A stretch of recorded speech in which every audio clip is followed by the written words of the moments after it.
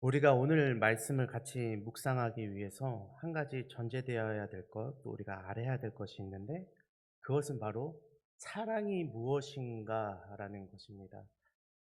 요번 주일에 제가 사랑에 대해서 청년들에게 설교를 했는데 다른 때보다 설교를 준비하는 시간이 두 배는 더 든 것 같습니다. 그 이유는 뭐 간단하죠. 제 안에 사랑이 없었기 때문에 그렇습니다.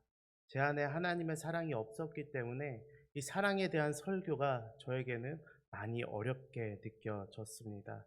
여러분들은 어떠십니까? 사랑을 하고 계십니까? 사람은 사랑하도록 지어졌습니다. 이 땅 가운데에서 서로 사랑하도록 하나님께서 창조하셨습니다. 왜 그렇습니까? 왜 우리가 사랑하도록 지어졌죠?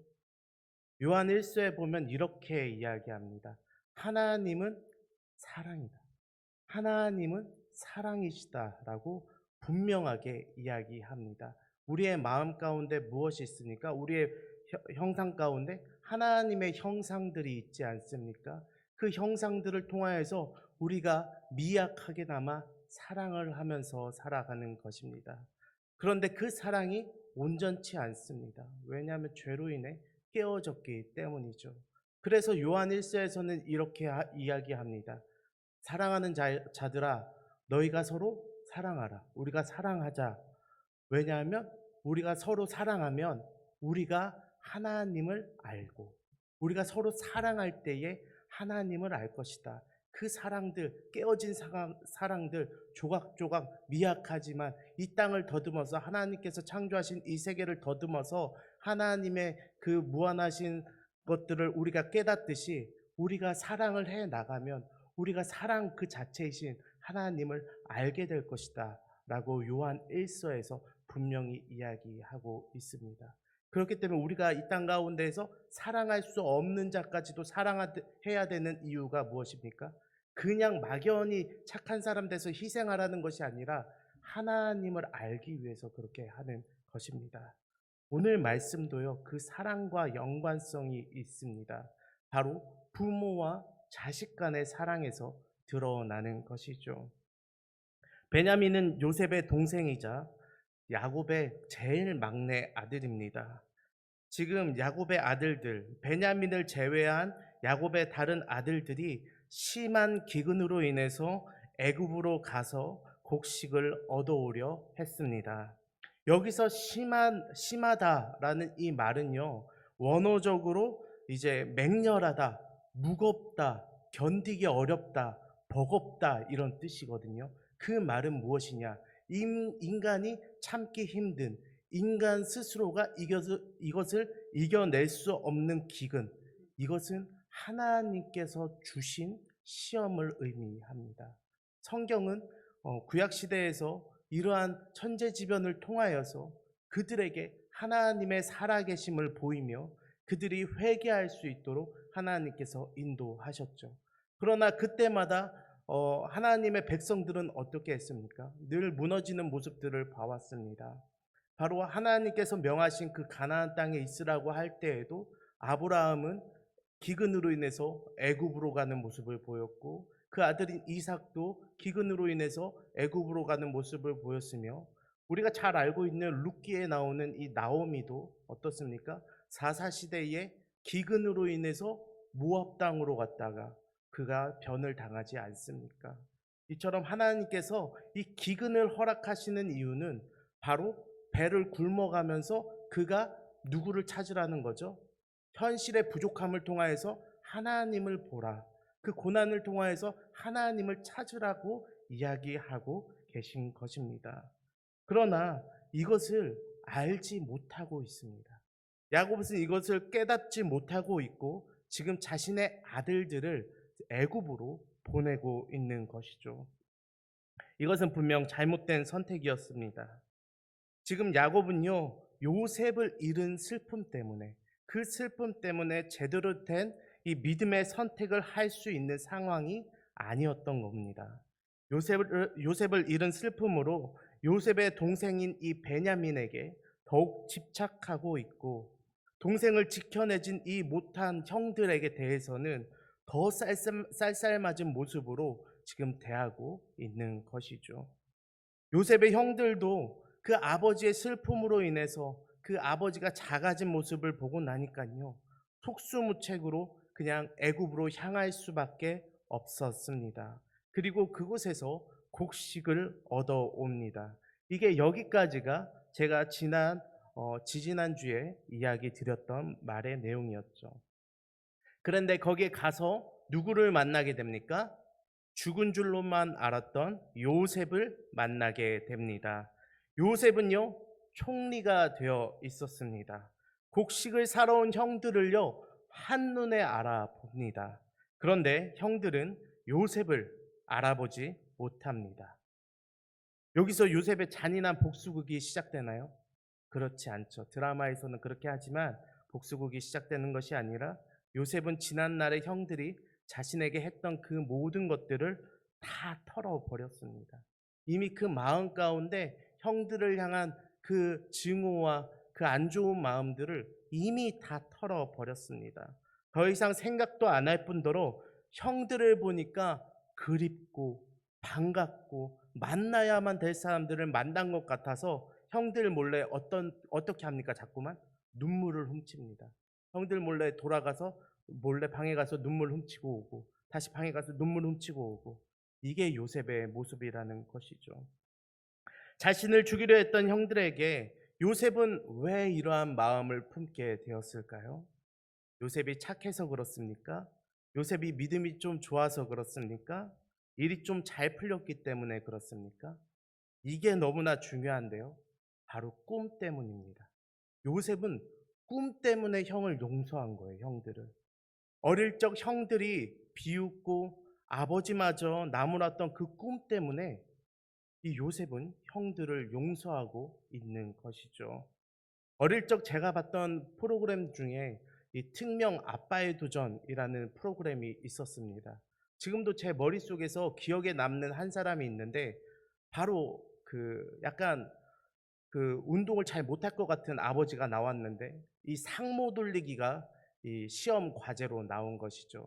이 특명 아빠의 도전에서 보면은 이 초반에 제작진이 이 약속을 합니다. 각 가족들이 갖고 싶어 하는 것이 무엇이냐 물어봐서 그것을 다 사와 가지고 해가지고 이제 그 세트장에다가 전시해 놓고 여기서 성공하면 이걸 준다고 미리 약속을 하는 것이죠. 그 약속 때문에 그 아버지는 그 상호 돌리기를 어마어마하게 연습을 합니다. 근데 목을 이렇게 돌리는 게 그게 쉬운 일입니까? 그렇지 않죠.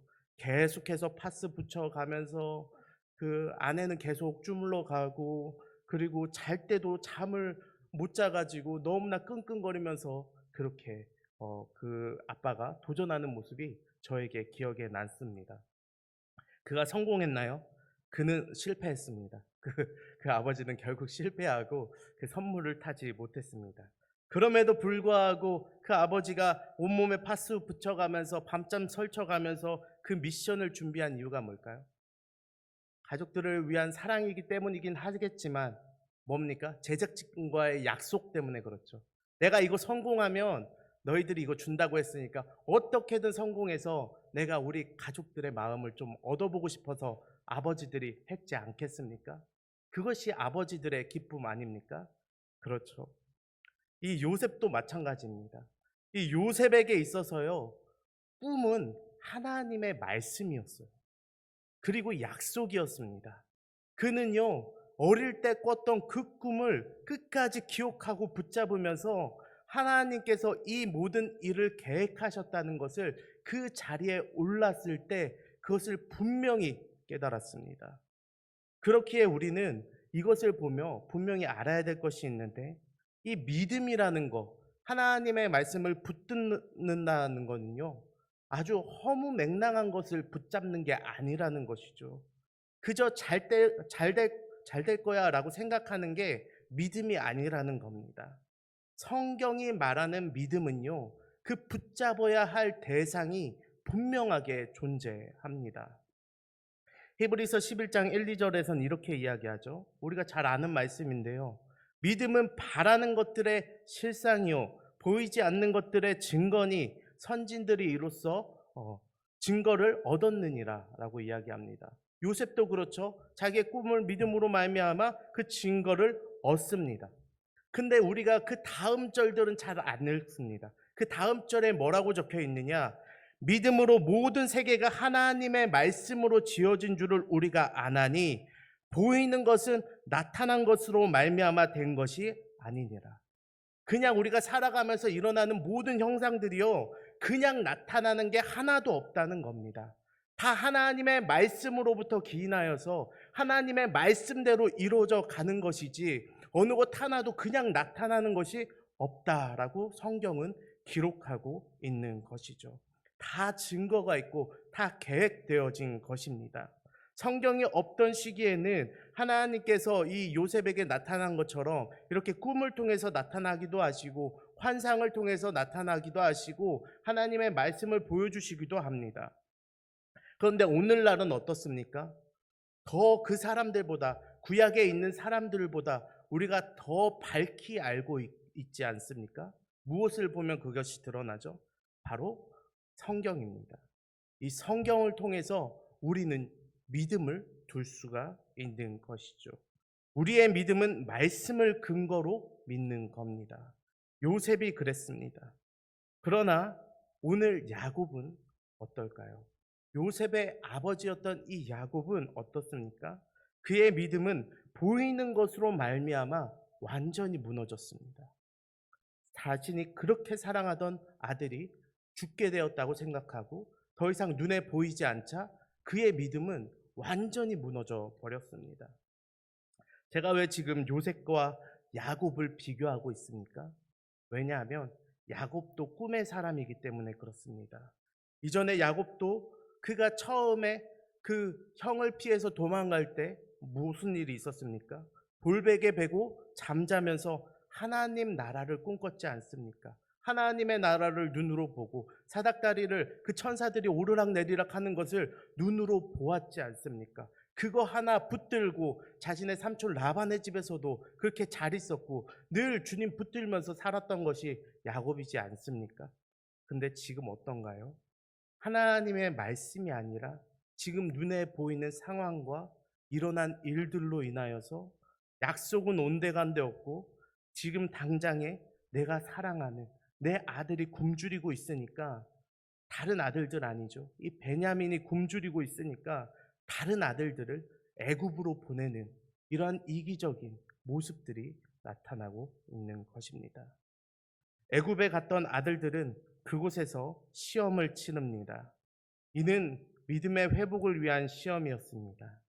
그 시험을 출제한 사람은 하나님이시며 요셉은 하나님의 출제 의도를 알아 감독관으로 서 있습니다. 요셉은 애굽으로 온 형들의 그 마음과 생각들을 완전히 흔들어 놓습니다. 처음에는 이 애굽으로 온 정탐꾼들로 자신의 형들을 몰아갑니다. 그리고 옥에 가두기도 합니다. 그리고 시므온, 그 형제 중에 한 명인 이 시므온을 가둬놓고 곡식을 가지고 가서 너희들의 막내 동생을 데려오라고 이야기합니다. 이 가둬놓은 시므온은 어떤 사람이었나요? 요셉을 죽이는 일에 가장 주동자였던 사람이었습니다. 이렇게 자신을 팔아넘기는 일에 주동자여서 요셉이 시므온에게 복수하려는 것 같아 보이나요? 그렇지만 그렇지 않습니다.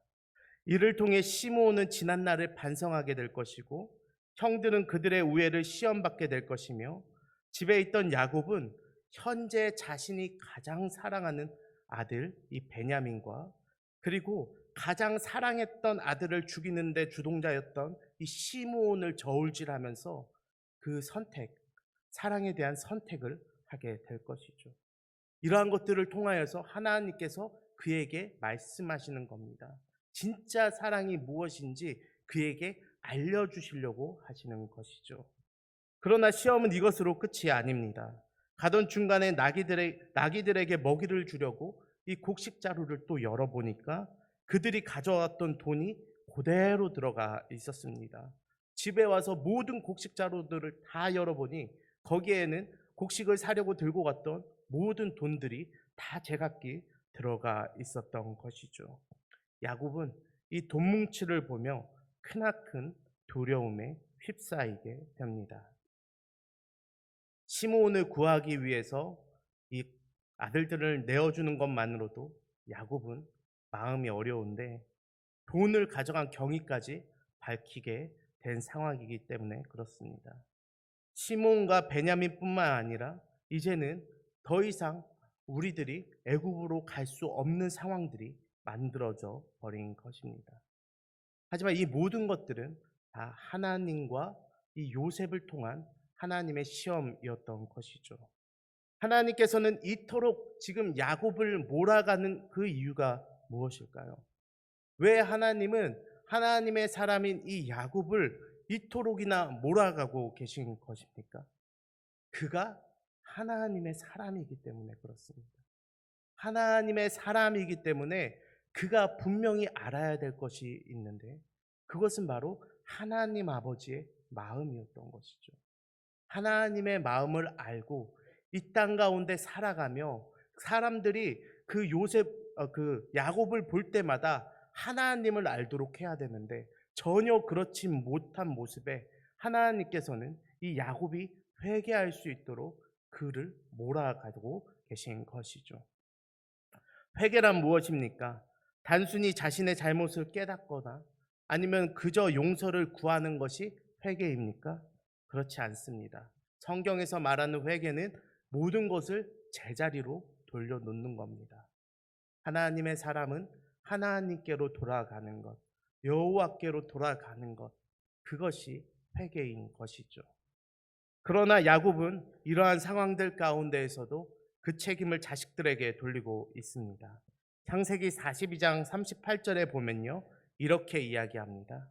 야곱이 이르되 내 아들은 너희와 함께 내려가지 못하리니. 뭐라고요? 내 아들은 너희와 함께 내려가지 못하리니 그의 형은 죽고 그만 남았음이니라. 만일 너희가 가는 길에서 재난이 그에게 미치면 너희가 내 흰 머리를 슬퍼하며 스올로 내려가게 함이 되리라. 오히려 아들들에게 협박하고 있죠. 내 슬픔 때문에 너희들이 지금도 죽겠지. 근데 나는 더 밑으로 스올로 내려갈 거야. 이제는 더 이상 안 돼. 근데 내 사랑하는 아들을 내어놓지 못하겠는데 그곳에는 누가 있습니까? 그곳에도 시므온이라는 아들이 있지 않습니까? 그럼에도 불구하고 지금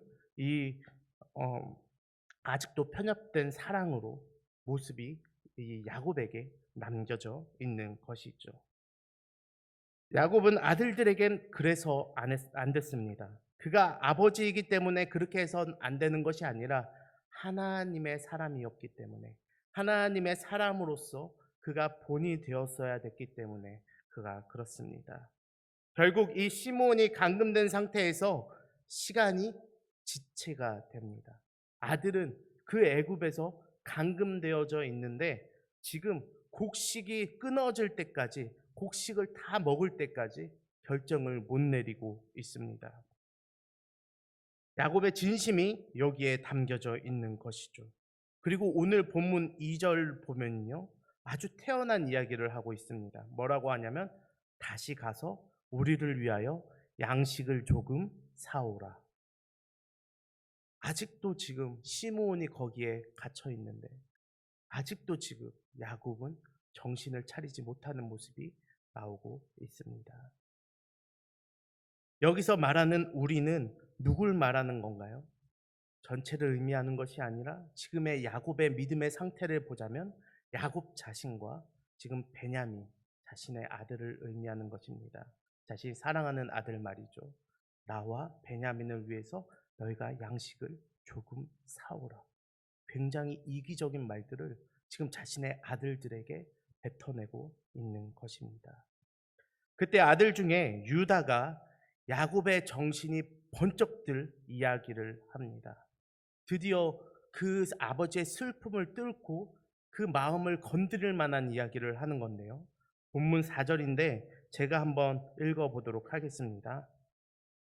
아버지께서 우리 아우를 우리와 함께 보내시면 우리가 내려가서 아버지를 위하여 양식을 사려니와 아버지께서 만일 그를 보내지 아니하시면 우리는 내려가지 아니하리니 그 사람이 우리에게 말하기를 너희의 아우가 너희와 함께 오지 아니하면 너희가 내 얼굴을 보지 못하리라 하였음이니라. 유다가 이렇게 이야기하는 것이죠. 제가 무엇을 강조하고 있습니까? 야곱은 자꾸 내 아들, 내 거, 내 사랑하는 아들이라고 이야기하는데 유다가 이야기합니다. 우리 아우입니다. 우리도 다 아버지 자식입니다. 우리도 같이 가겠습니다. 그 요셉이라는 사람이 지금 애굽에 지금 요셉이 있는지도 모르고 그 총리라는 사람이 지금 너희가 같이 오라고 이야기합니다. 편협된 사랑이 아니라 진짜 아들들을 사랑해 줄 것을 지금 유다는 요구하고 있는 것이죠. 야곱은 이때 망치로 맞은 느낌이 들었을 것입니다. 무엇이 자신에게 진짜 문제였고 하나님이 나에게 무엇을 알게 해주셨는지, 이 사건들이 무엇 때문에 일어나는지 그때서야 깨닫기 시작한 것이죠. 아들들의 불화로 인하여서 사랑하는 내 아들이 죽고 내 신앙이 무너진 게 그것이 문제가 아니었습니다. 아들들의 책임이 아니라 내 책임이었던 것이죠. 모든 아들을 온전히 사랑하지 못했고 편향된 사랑이 불화를 만들고 자식뿐만 아니라 자신의 믿음까지도 내어버리게 된 것. 이 모든 것이 하나님의 사람으로서의 자신의 소임을 다하지 못한 이 야곱에게 있었다라는 것이죠. 야곱은 이것을 유다의 말로 인하여서 완전히 깨닫고 맙니다.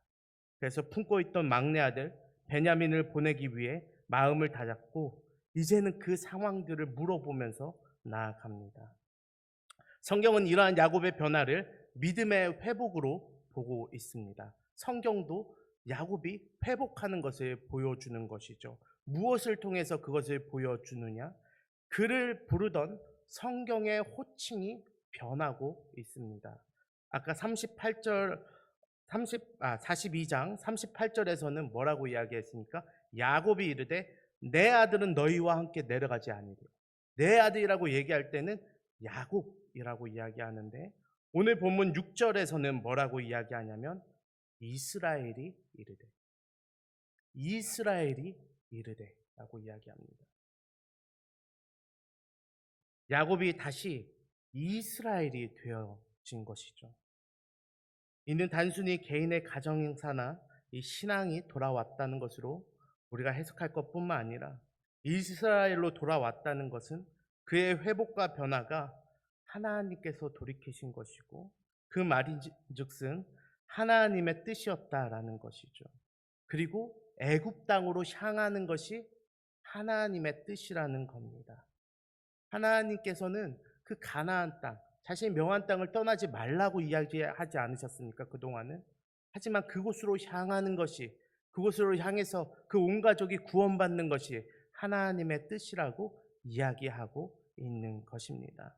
아브라함도 이삭도 기근을 만났을 때 그 가나안을 떠나 애굽으로 향했다가 화를 당했지만 그러나 이번엔 하나님의 뜻이라고 성경은 이야기하고 있는 것입니다. 애굽으로 가라는 것이죠. 하나님께서 애굽으로 지금 보내고 계신 것입니다. 창세기의 저자가 누구입니까? 창세기의 저자는 모세입니다. 모세가 이 창세기를 정확히 언제 집필했는지는 제가 알 수 없지만 이스라엘 백성들에게 이 사건을 적으면서 이 성경을 적으면서 분명히 말하고자 하는 바가 있었을 것입니다. 바로 너희가 애굽으로 온 것도 애굽에서 몇백 년간 그렇게 종살이한 것도 또한 그것을 출애굽한 것도 모두 하나님의 계획과 인도하신 가운데 있었다라는 것이죠. 그것을 모르는 이스라엘 백성들은 늘 불만했지 않습니까? 그곳에 있었을 때도 하나님 앞에 울분을 토하며 기도했고 그것을 떠나지 못하게 할 때 자신에게 더 큰 화가 닥쳐올 때도 다시금 하나님 앞에 화를 내었으며 그들이 나와서도 하나님 앞에 늘 화를 내는 모습들을 이스라엘 백성들이 보였습니다. 그 이유가 무엇이죠? 그들에게는 믿음이 없었다라는 것이죠. 그들이 믿을 것이 없었고 믿는 바가 없었기 때문에 그렇습니다. 믿음으로 받는 사람은 형통합니다. 요셉이 했던 것은 그것입니다.